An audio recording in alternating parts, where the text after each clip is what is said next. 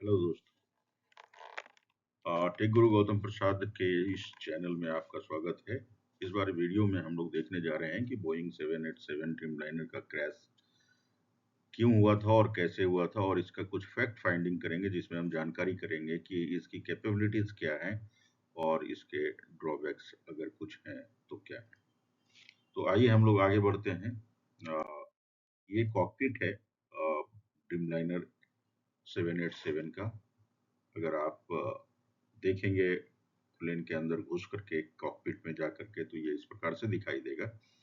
और दो पायलट्स की बैठने की जगह है यहाँ पर, एक मेरे बाईं ओर और दूसरा दाईं ओर। तो और सामने में कंट्रोल पैनल्स हैं, बहुत सारे स्विचेज हैं, बहुत सारे बटन्स हैं, और सारी जानकारी इन दोनों पायलट्स को होती है। तो जो ड्रीमलाइनर क्रैश हुआ उसमें दोनों पायलट जो हैं एक्सपीरियंस्ड पायलट थे, फिर भी वो क्रैश हो गया। दिक्कत ही कुछ ऐसी थी कि क्रैश हो गया वो। चलिए आगे बढ़ते हैं। बोइंग 787 ड्रीमलाइनर यहाँ पे दिखाया गया है, और ये इसका रनवे है जिस पे दौड़कर ये टेकअप करता है। अब सवाल उठता है कि क्या बोइंग फ्लाई कर सकता है? एक इंजन इसका खराब हो गया तो एक इंजन पे, सिर्फ एक इंजन पे क्या ये फ्लाई कर सकता है? तो जवाब है हाँ। इसकी बनावट ऐसी बनाई गई है कि ड्रीमलाइनर फ्लाई कर सकता है, और अच्छा खासा समय तक 330 मिनट के लिए ये फ्लाई कर सकता है अगर इसके प्लेन के अंदर फ्यूल है तो। 330 minutes means 5.5 an hour। So on the single engine ये इतना दूरी तय कर सकता है। और ये कैपेबिलिटी जो है इस प्लेन का, बोइंग का, बड़ा ही क्रूशियल है for maintaining flight safety in the event of one engine failure over the long distance. Actually ये ड्रीम लाइनर बोइंग 787 को बनाया ही गया है लंबी दूरी तय करने के लिए, और इसकी फ्यूल कैपेसिटी इतनी ज़्यादा है कि ये लंबी दूरी पर बिना किसी जगह ब्रेक लिए चल सकता है। आइए आगे बढ़ते हैं। अब सवाल उठता है कि क्या इसके दोनों इंजन अगर फेल हो जाते हैं तो ये उड़ सकता है? तो इसका जवाब है कि दोनों इंजन फेल करने की स्थिति में ये उस तरह नहीं उड़ पाता है जैसा कि दोनों इंजन ठीक होने पे उड़ पाएगा। ये एक इंजन पे उड़ पाएगा। तो यहाँ पे the aircraft will rely on the backup system. तो एक बैकअप सिस्टम काम करता है इसमें दोनों इंजन फेलियर के केस में, to maintain the flight and attempt to land safely. तो इसको पायलट्स को ये ट्रेनिंग दी जाती है कि इस तरह की सिचुएशन में उसे कैसे सेफली लैंड कराना है। The primary backup in is ram air turbulence, ram air turbine, RAT system होता है, उससे प्राइमरी बैकअप मिलता है। And a small propeller that deploys from the fuselage. Fuselage क्या होता है हम बताएंगे आपको। To generate electricity for the essential system. तो ये इलेक्ट्रिसिटी जनरेट करता है उस उड़ान के लिए, क्योंकि जो ये प्लेन है बहुत भारी भरकम है, तो उसके इलेक्ट्रिसिटी जो हवा को वो काटता है उससे इलेक्ट्रिसिटी पैदा करता है, और उस इलेक्ट्रिसिटी का इस्तेमाल करते हुए ये सेफली लैंड करने की कोशिश करता है। तो while the rat provides power, the plane will also glide। तो ये ग्लाइड करता है, उड़ नहीं सकता है। मतलब एयर से नीचे की तरफ आने की कोशिश करता है ग्लाइड करते हुए, जैसे पतंग ग्लाइड करता है जब उसका धागा टूट जाता है। तो relying on the air speed and altitude to cover the distance before landing। तो हवा के माध्यम से ही ये ग्लाइड करता हुआ नीचे उतर सकता है, लेकिन उसके लिए पायलट को अच्छा खासा एफर्ट लगाना पड़ेगा, और वो एफर्ट में सक्सेसफुल भी हो सकता है, फेल्योर भी हो सकता है। चलिए हम लोग आगे बढ़ते हैं। तो हम लोग देखते हैं कि कैसे ड्रीमलाइनर जो है अहमदाबाद से लंदन जाने वाले थे। यहाँ पे मैप में दिखाया गया है कि ये मिडिल ईस्ट कंट्रीज को पार करता हुआ, जेनेवा के ऊपर से गुजरता हुआ ये लंदन को जाता है। तो यहाँ पे आप देख सकते हैं कि ये प्लेन उड़ा और लंदन की तरफ जा रहा है। ये एनिमेशन के जरिए मैं आपको दिखाने की कोशिश कर रहा हूँ कि किस प्रकार से ये प्लेन उड़ करके अपने डेस्टिनेशन तक जाने वाला था। अभी हम लोग देखते हैं कि ड्रीमलाइनर का कितना सारा वेरिएंट है। तो यहाँ पे आपको दिखाया गया है कि ड्रीमलाइनर के 3 वेरिएंट यहाँ पे हैं। ये जो लाल रंग के घेरे में है, इसी ड्रीमलाइनर का क्रैश हुआ है और यही ड्रीमलाइनर एयर इंडिया का प्लेन था जो कि उड़ रहा था और क्रैश कर गया। तो यहाँ पे ये 7878 नंबर सीरीज नंबर है इसका, जिसका वेरिएंट है। इसका लंबाई जो 56.7 मीटर है, 56.7 मीटर। और इसका जो 7879 का जो वेरिएंट है वो 62.8 मीटर का है। और 78710 जो वेरिएंट है उसका लंबाई 68.3 मीटर। सो इसमें 5 फ्रेम्स हैं फ्रंट साइड में, और इसमें 4 फ्रेम्स हैं। यहाँ 5 फ्रेम्स हैं 7879 में, और 5 फ्रेम पीछे भी है। और इसकी जानकारी नहीं दी गई है, बट यहाँ पे देखिए 7878 में 248 पैसेंजर्स आ सकते हैं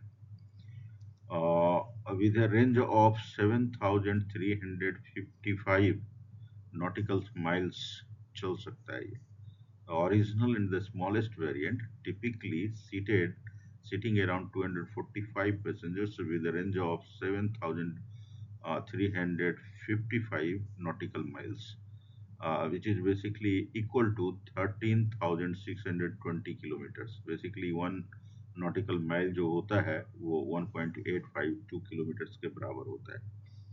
सो बोइंग 7879 जो वेरिएंट है इसका, वो देखिए stretched version of 7878 accommodating around 296 passenger in place of 248 passengers इसमें बैठ सकते हैं, and offering slightly longer range 7635 nautical miles, यानी 14,140 किलोमीटर ये चल सकता है एक बार फ्यूल ले लेने के बाद में। The largest variant is 78710. So this is capable of seating up to 330 passengers, but with a shorter range compared to 7879 at 6,430 net nautical miles. That means 11,910 kilometres. तो सबकी अपनी कैपेसिटी है, आप देख सकते हैं कि इन तीनों वेरिएंट का क्या खासियत है और कितना दूर ये चल सकता है। आइए आगे बढ़ते हैं। यहाँ पे ड्रीमलाइनर के पार्ट्स के बारे में हम जानकारी दी गई है। तो ड्रीमलाइनर में कई पार्ट्स होते हैं, इन पार्ट्स को समझने की कोशिश कीजिए। ये दोनों इंजन है, और इन इंजन जो है गुडरिच यूएस बनाता है, और जो ये कुछ पार्ट हैं उस इंजन के, इंजन नीडल्स बेसिकली ये गुडरिच यूएस बनाता है, बट जो मेन इंजन है वो रोल्स रॉयस यूके बना करके देता है, और जनरल इलेक्ट्रिक कुछ पार्ट इसका सप्लाई करता है। फॉरवर्ड फ्यूजलेज इसे फॉरवर्ड फ्यूजलेज कहा जाता है मिला करके, और ये spirit US and Kawasaki Japan की दो कंपनियां हैं जो बनाती है। सेंटर विंग बॉक्स ये चीज है, सेंटर विंग बॉक्स, जो फूजी जापान बनाता है। लैंडिंग गियर स्ट्रक्चर जो व्हील्स होते हैं इसके, जो बाहर आते हैं और रिट्रैक्ट होते हैं जब उसका काम हो जाता है, तो ये मेसियर डॉटी फ्रांस की कंपनी है जो बनाती है। लिथियम आयन बैटरी जो है जीएस युवासा जापान की कंपनी है, वो सप्लाई करती है। सेंटर फ्यूजलेज इस पोर्शन को कहा जाता है, तो ये एलिना इटली की कंपनी है, वो बनाती है। ये विंग्स जो है मित्सुबिशी जापान बनाती है। फिक्स्ड, इसके पीछे में जो ये सिस्टम लगा होता है जो आगे पीछे होता है और बेसिकली हवा को काटने के काम में आता है, तो इसको कहते हैं फिक्स्ड ट्रेलिंग एज। जो कि कावासाकी जापान बनाती है। Others wing body fairing Boeing Canada, cargo access doors Saab Sweden की कंपनी है। और देखिए यहाँ पे wings Mitsubishi fixed and movable leading edge जो है स्पिरिट कंपनी है जो यूएस की है वो बनाती है। विंग टिप्स जो है इसका जो लास्ट पार्ट है उसको के ए कंपनी जो कोरिया की है वो बनाती है। Movable trailing edge US Canada और ऑस्ट्रेलिया बनाती है। रियर फ्यूजलेज जो पीछे का पार्ट है उसे बोइंग अब खुद ही बनाता है यूएस में। And wing to body fairing ये जो है बोइंग यूएस खुद ही बनाता है। हॉरिजॉन्टल स्टेबलाइजर एलिना इटली की कंपनी बनाती है और टेल फिन बोइंग यूएस खुद ही बनाता है। पैसेंजर एंट्री डोर्स लेटक्वायर्स लेटक्वायर कंपनी जो है फ्रांस की वो बनाती है। लिथियम आयन बैटरी पहले भी बताया मैंने, जीएस युवासा जापान की कंपनी वो बनाती है। Main landing gear wheel well Kawasaki Japan बनाती है। तो आप देख सकते हैं कि देश और दुनिया के चारों तरफ से इसके पार्ट्स आते हैं और एक देश में नहीं बनाया जाता है और इसकी क्वालिटी भी मेंटेन करने की कोशिश की जाती है। बट इस पे भी सवाल उठा था, वो हम लोग बाद में डिस्कस करेंगे। तो ये बोइंग 787 की कैपेसिटी और वेट जो है कितना होता है यहाँ बताया गया है। मैक्सिमम टेक ऑफ वेट इसका जो है 230 टन के आसपास है, यानी एग्जैक्टली अगर बोला जाए तो 2,27,930 केजी का ये वेट इसका टेक ऑफ के टाइम में होता है। ऑपरेटिंग वेट जो इसका है लगभग 120 टन के आसपास का है। तो 1,19,950 केजी कितना है। रेंज इसका जो है एक बार में फ्यूल लेने के बाद कितना उड़ सकता है वो है 13,530 किलोमीटर्स, 7,305 नॉटिकल माइल्स। इतना ये उड़ सकता है। यही इसकी खासियत है कि कहीं पे बिना रुके ये अपने डेस्टिनेशन तक पहुंच सकती है, ये इसकी खासियत है। और भारत में तो ऐसा विमान इतनी लंबी दूरी की, इतनी हाई कैपेसिटी की, इतने लोगों को बैठने की जगह वाला नहीं बन पाता है अभी तक। तो इसमें हम लोग पीछे हैं और आने वाले समय में भी टेक्नोलॉजी मिलेगी कि नहीं इस पे भी डाउट है, क्योंकि टेक्नोलॉजी शेयर नहीं करते हैं। जो एडवांस्ड कंट्रीज हैं, डेवलप्ड कंट्रीज हैं, वो लोग नहीं शेयर करना चाहते हैं, उनका मोनोपोली है इन सब बिजनेस पे। The 787 8 uses 20 to 25% less fuel. ये देखिए ये सबसे बड़ा एडवांटेज है इसका कि ये 20 से 25% फ्यूल कम उपयोग करता है अपने डेस्टिनेशन तक पहुंचने के लिए। तो ये बहुत बड़ी बचत होती है। 20 से 25% फ्यूल बच जाना, उससे जो है फेयर जो एयर फेयर है वो कम हो जाता है और जो है वेट कम कैरी करना पड़ता है फ्यूल का, तो उससे इफिशियंसी भी बढ़ जाती है। तो ये बहुत बड़ा एडवांटेज होता है एरोप्लेन ऑपरेटर्स के लिए। सो 242 पैसेंजर्स इसमें सेकेंड टू क्लास में बैठ सकते हैं। मैक्सिमम सीटिंग कैपेसिटी 296 है इसकी। आइए हम लोग आगे बढ़ते हैं। यहाँ पे मैंने दिखाने की कोशिश की है कि इसका काम जो है बड़ा ही कॉम्प्लिकेटेड होता है, कॉम्प्लेक्स प्रोसेस है प्लेन एरोप्लेन को बनाना, और वर्षों लग जाते हैं। और बोइंग के पास में जब ऑर्डर आता है तो वो ऑर्डर को देने का जो लीड टाइम है वो काफ़ी लंबा होता है, क्योंकि एक प्लेन बनाने का जो प्रोसेस है उसमें कई पार्ट्स दुनिया भर से जुगाड़ करने होते हैं और उनको असेंबल करना पड़ता है बेसिकली, और उसकी टेस्टिंग होती है। तो इन सारे प्रोसेस में अच्छा खासा समय लगता है, वर्षों लग जाते हैं बेसिकली।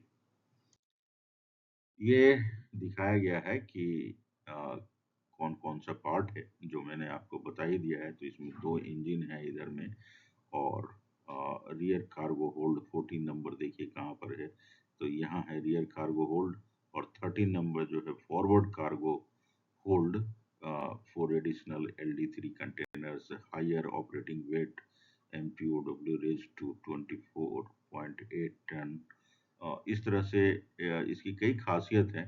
खासियत होने के बावजूद भी ये प्लेन क्रैश हो गया, ये बड़ा ही विस्मयकारी, आश्चर्यजनक बात है।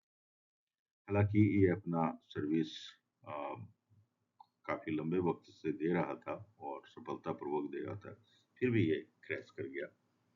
अभी रिपोर्ट नहीं आई है, अभी जाँच चल रही है, कब तक आएगा ऐसा भी नहीं कहा जा सकता है। बिज़नेस स्टैंडर्ड का कुछ रिपोर्ट है। The ill-fated aircraft was Boeing 787 Dreamliner, a mid-sized twin-engine wide-body jet known for its advanced technology and fuel efficiency, introduced in 2011।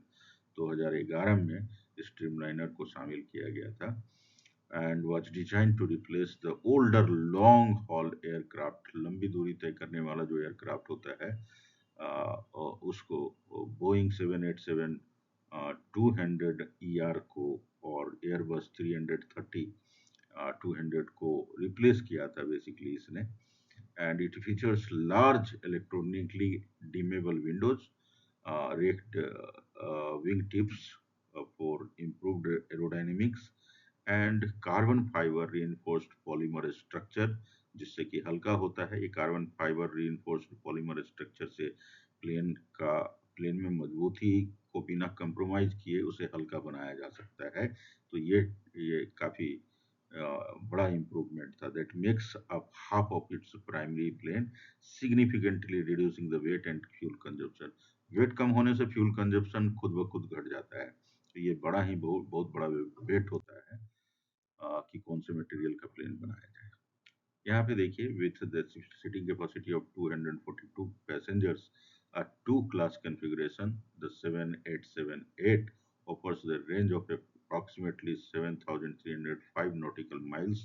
13,530 kilometre चल सकता है ये एक बार फ्यूल लेने के बाद। This model has been used by the international carriers including American Airlines, British Airlines, Japan Airlines, Qatar Airlines, and United Airlines, apart from Air India। तो air India के अलावे इतने सारे देश में इसे इतनी सारी एयरलाइंस यूज कर रही हैं। In under 14 years, the 787 Dreamliner has flown over 1 billion passengers। एक बिलियन पैसेंजर्स को ये अपने डेस्टिनेशन तक पहुंचा चुका है। Faster than any other wide body jet in the aviation history। Its cutting edge design offers airlines greater flexibility while transforming the passenger's experience, and thanks to the lightweight composite structure, and it uses up to 25% of the less fuel than the older aircraft it replaces। तो 25% पहले जो plane थे उससे कम fuel खाता था और उतना ही दूरी तय कम समय में तय कर लेता था। तो ये कुछ खासियत इसके थे। अब बात करते हैं बहुत ज़्यादा जो चर्चित विषय है कि जब प्लेन क्रैश हुआ था उसका लैंडिंग गियर, इस चक्के के असेंबली को लैंडिंग गियर कहा जाता है। तो ये चक्के का जो असेंबली है उसका खुला हुआ था। ये बड़े आश्चर्य की बात थी क्योंकि इसे रिट्रैक्ट करके अंदर कर लिया जाता है और ये उड़ान के चंद सेकंड के बाद, मतलब 10 सेकंड के अंदर उसको अंदर कर दिया जाता है। लेकिन 30 सेकंड के फ्लाइट में जब तक वो क्रैश हो रहा था, लगभग 30 सेकंड का फ्लाइट था, 30 सेकंड तक उसका ये जो लैंडिंग गियर था वो अंदर गया ही नहीं था। ये बड़ा ही आश्चर्य का विषय है और इस पर जांच चल रही है कि क्यों ऐसा हुआ, क्या फेल्यूर हुआ, क्या इसके चलते। इसके अगर लैंडिंग गियर्स यानी चक्का उसका अंदर नहीं जाएगा तो इससे थ्रस्ट पैदा नहीं होता है, ये थ्रस्ट में बाधा करता है। थ्रस्ट का मतलब होता है ऊंचाई पकड़ना। ये ऊपर जाने की कोशिश तो करेगा लेकिन ये व्हील्स इसको नीचे खींचेगा, तो ये बड़ा ही बहुत बड़ा बाधा होता है प्लेन में।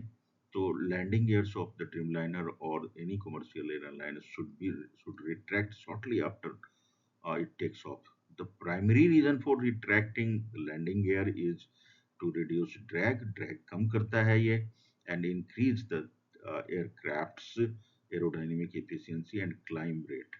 तो अगर क्लाइंबिंग का मतलब एल्टीट्यूड अटेन करना है, ये जल्दी जल्दी एल्टीट्यूड अटेन करेगा अगर ये रिट्रैक्ट हो जाएगा टाइमली। तो Extending the landing gear during the takeoff and initial climb creates significant drag, which can hinder the aircraft's ability to gain altitude and speed. तो ये इसके सबसे बड़ा बाधा था कि एल्टीट्यूड ये नहीं प्राप्त कर रहा था, और अल्टीमेटली जो पायलट थे उन्होंने मेड ए कॉल करके एटीसी को बताया, एयर ट्रैफिक कंट्रोलर को बताया कि ऐसा हम लोग हाइट नहीं गेन कर पा रहे हैं।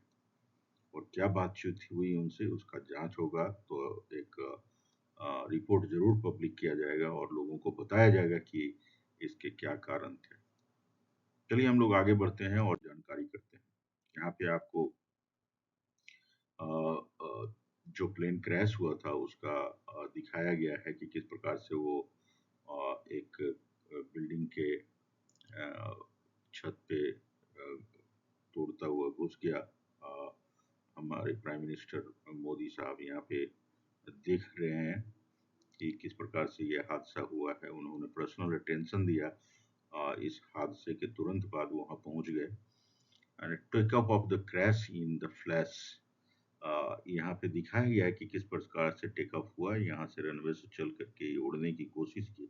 इसे टेक ऑफ करने के बाद हाइट गेन करना था, लेकिन हाइट गेन नहीं कर पाया और it crashes 2 nautical miles 3.8 kilometre चल के ही away into BJ medical college. वो मेडिकल कॉलेज का नाम है BJ medical college. After remaining in the air for around 34 second, 34 second तक एयर में रहा और उसके बाद वो यहाँ से ठीक टेक ऑफ किया है। लेकिन इसको जाना था इस रास्ते और ये नीचे चल जाता चला गया। तो यहाँ से ये एल्टीट्यूड जो हाईएस्ट अटेन किया है वो 425 फीट का एल्टीट्यूड मैक्सिमम अटेन कर पाया। उसके बाद वो नीचे आने लगा। ये दिखाया गया है यहाँ। Path of AI Air India 171 was to follow this route, ये होना चाहिए था। सो ये जो है take off and crash in a flash. ये अहमदाबाद से 11:13 पे चलना शुरू किया था। एट 1:10 PM द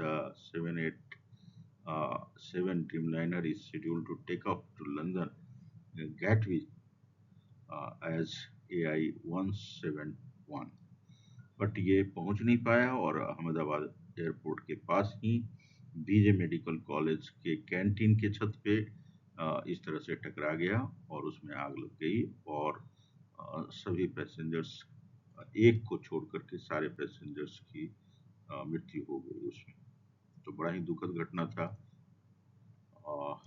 जांच चल रहा है। यहाँ पे आप कुछ पिक्चर्स के जरिए देख पा रहे हैं कि ये किस प्रकार से नीचे फ्लाई कर रहा था और नीचे जाते जाते वो बीजे मेडिकल कॉलेज से इस जगह पे टकरा गया और एक बहुत ही बड़ा आग का गुबार ऊपर निकला जो कि डरा देने वाला था।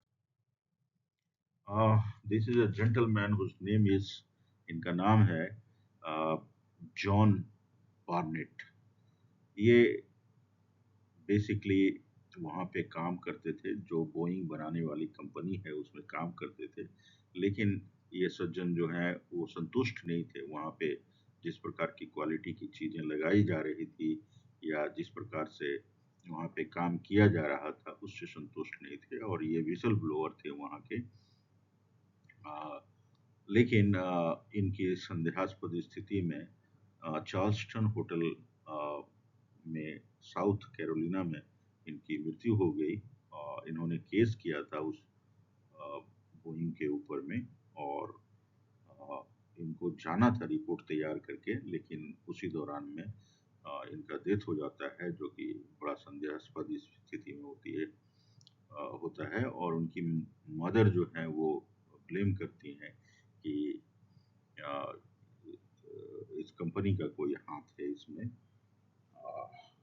तय नहीं हो पाया, लेकिन ऐसा इन्होंने कुछ कहा कि सब स्टैंडर्ड सामान लगाया जाता है और वर्ल्ड स्टैंडर्ड का सामान नहीं लगाया जाता है, कंप्रोमाइजिंग स्टेट में रहता है सेफ्टी जो है बोइंग का। तो ये बहुत बड़ी बात थी उस समय में, कंपनी की बदनामी हो रही थी। तो कंपनी जो है खुद की जो गुडविल है वो बचाने की कोशिश कर रही थी। यहाँ पे दिखाया गया है कि ब्लैक बॉक्स जो होता है उसमें दो तरह की चीज होती है। एक में कॉकपिट वॉइस रिकॉर्ड जिसको बोलते हैं, कॉकपिट में क्या बातचीत चल रहा है, क्योंकि दो पायलट होते हैं आपस में बातचीत करते हुए फ्लाई करते हैं। तो किस प्रकार की बातचीत चल रही है, किस प्रकार का कंसर्न है, वहाँ पे ब्लैक बॉक्स में रिकॉर्ड हो जाता है। ब्लैक बॉक्स के दो पार्ट होते हैं बेसिकली। एक पार्ट को बोला जाता है CVR, कॉकपिट वॉइस रिकॉर्डर, और दूसरे को बोला जाता है FDR, फ्लाइट डेटा रिकॉर्डर। तो ये दोनों चीज यहाँ पे दिखाया गया है। यहाँ पे CVR है और ये FDR है।